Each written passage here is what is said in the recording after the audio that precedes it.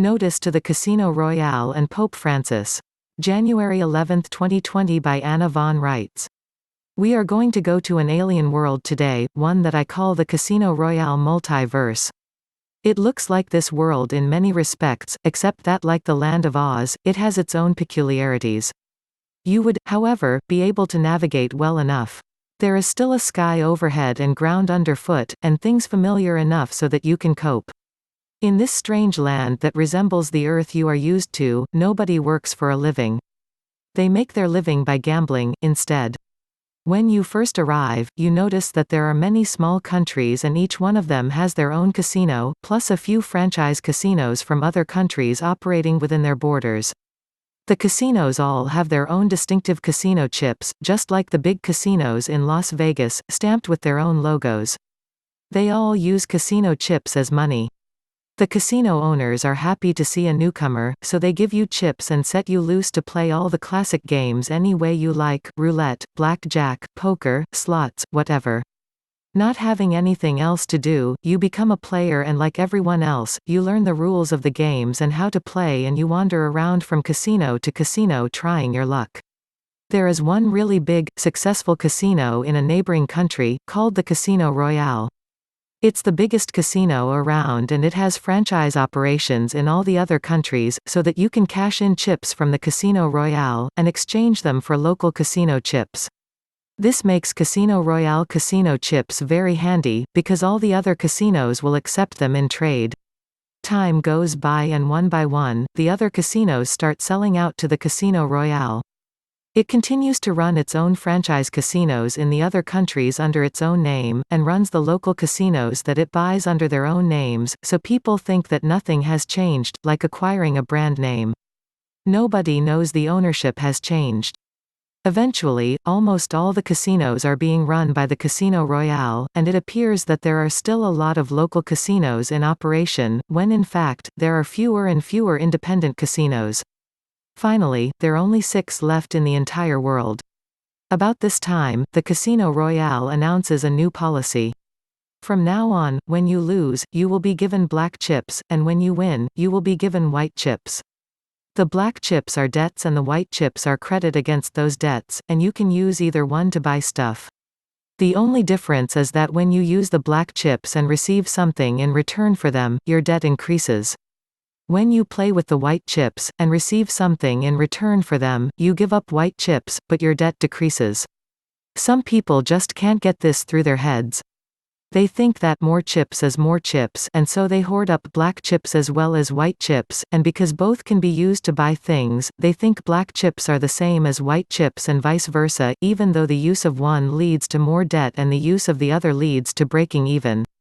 There are even people known as debt mongers who go around collecting and buying up black chips on purpose. This makes people think that, hey, there must be value in these black chips. So they buy more and more stuff using black chips and they start collecting black chips, too. Their anthem is, the more debt, the better. Sound familiar? These confused people use black chips in exchange for just about everything, and as a result their overall debt just continues to grow. They start out with -$500 and buy a hamburger with black chips, and now they are $506 in the hole. And so it continues, day and night, night and day.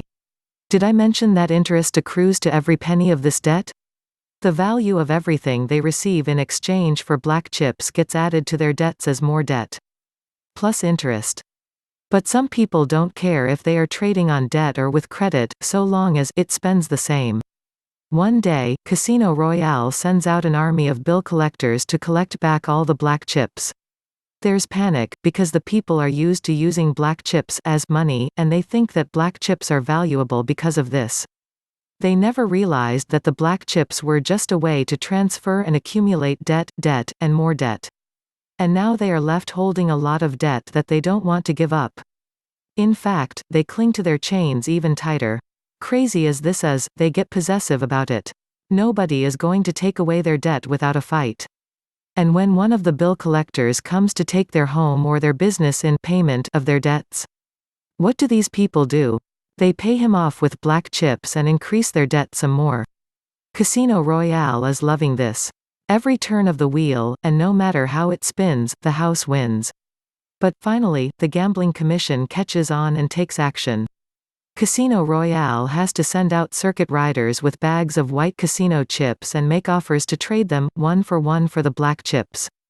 $1 of credit in exchange for $1 of debt, and upon acceptance of this trade, the people who would otherwise be harmed break even.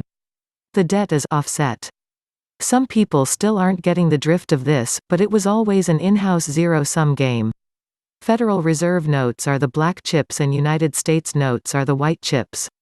Neither one meets the definition of a United States dollar. We bought the United States municipal government with recorded silver United States dollars posted as bonds, accepted by the United States District Court in Anchorage, Alaska, and posted upon the public records of the State of Alaska Recorder's Office. Each such bonded silver United States dollar is pegged against $40,000 of United States debt, and as the actual priority creditors and lien holders, even a penny would be sufficient equitable exchange. The contest is over. Jesus won. Please consider making a small donation to help support Anna von Reitz and the Living Law Firm, by visiting annavonreitz.com and click on the donate button. If you enjoy having Anna's latest articles made into videos, please consider making a purchase from my website wellnessrods.com. Thank you.